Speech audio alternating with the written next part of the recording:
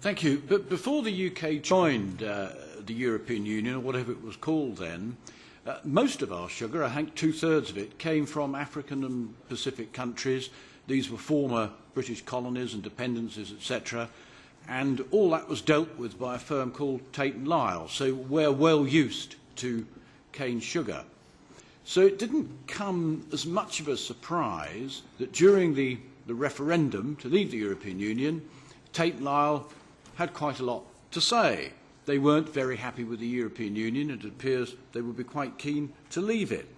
One of the things they were grumbling about was that the EU was all the time favouring beet sugar as opposed to cane sugar.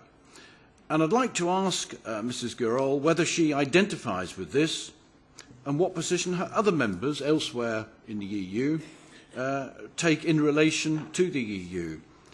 And I just also want to ask the Spanish sugar beet grower, you apparently are getting yields of 70 to 100 tonnes a hectare. I think that's what you've said. That to me is a very big yield, and yet you're grumbling about things. You're saying you're having to import sugar, you've been closing factories. Who are you importing this sugar from who is able to outcompete you when you are growing 100 tonnes a hectare? And the only explanation to me is that your irrigation costs must be very, very high, raising your cost of production. But I'd just like your comment on that. Thank you. We're helping with the environment and helping agriculture in general. If we hadn't needed to do that, then we probably wouldn't have that situation now. There's also the question of the irrigation. We've invested a great deal, the state, the farmers, and we're using, as I said, half the water, which, well, 40% indeed of the water we used to use. So most of it's done at night. Most beet is irrigated at night. It's extremely important to do that, particularly if you're talking about the difference between night and day in a country where the temperatures are so different between night and day. And we've made huge investments, as I said. And I did say 100 tonnes, but this is the last 4 or 5 years. The average in the northern part, in the spring growth, it's actually 110. But it's because we've got areas which do... I'm coming to an end, Mr. Chairman. But all these investments which we carried out, we did it because we were just scared.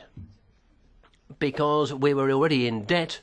The factories that I mentioned, people already had carried out investments.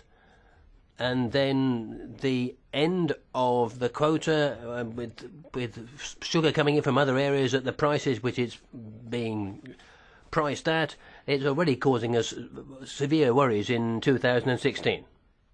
Regarding the first question on the ACPs, well, it's perhaps not really for the cane refiners to answer this question, but indeed, the end of the sugar quotas will put a tremendous pressure on the ACP suppliers. But it's not the fault of the refiners, it's the fault of the end of the quotas.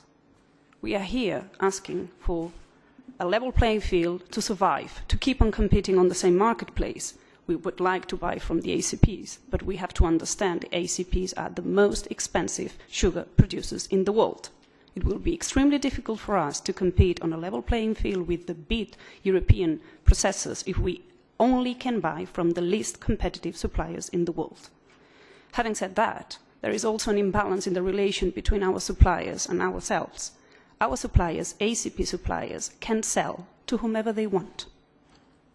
We don't have an obligation to buy, but on the other hand, we can only buy from them.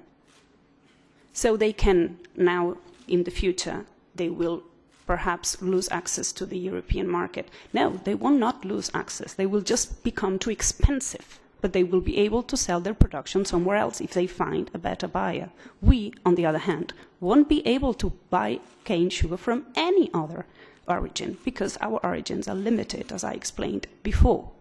So we are here to raise a call for increasing the origins from the cane refiners can actually import raw sugar, because otherwise we will just have to close down. And then, if there is any import from the ACPs, I really wonder who is going to refine these imports. It won't be the refiners, because they won't be there. And I'm just not making this as a call, a cheap call. We've already seen closures. The oldest refinery in Europe was located in south of France, closed down. We've seen closures in Bulgaria, we've seen closures in Romania, and we're just wondering which refinery is going to close next.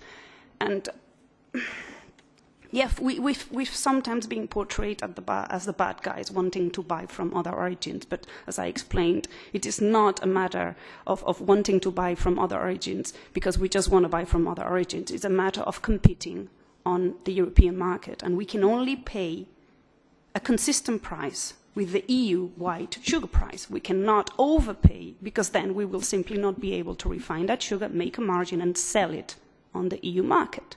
It's the way it is. We do not put the price in the EU market. We have to follow. If our raw material is too expensive, we can simply not compete. It's basic economics. We just do not invent it. Regarding the Brexit, yeah, as I said, I didn't finish my time in my previous intervention, so I really ask you if I can... Thank you very much. So regarding the Brexit, as I was referring, yes, indeed, Tate and Lyle, during the debate, has trying to show how biased the European sugar market is towards beet and against cane. Yes, indeed. And of course, Brexit is not about sugar only. We totally understand that. But indeed, the rest of the sugar refiners sympathize with Tate and Lyle's position on this matter, and which the Commission and this House took note on how extremely imbalanced is the situation for cane refiners in the EU before it's too late. And I refer again to the closures. And as I explained before, we are talking about a long established production model in the EU. Thank you very much.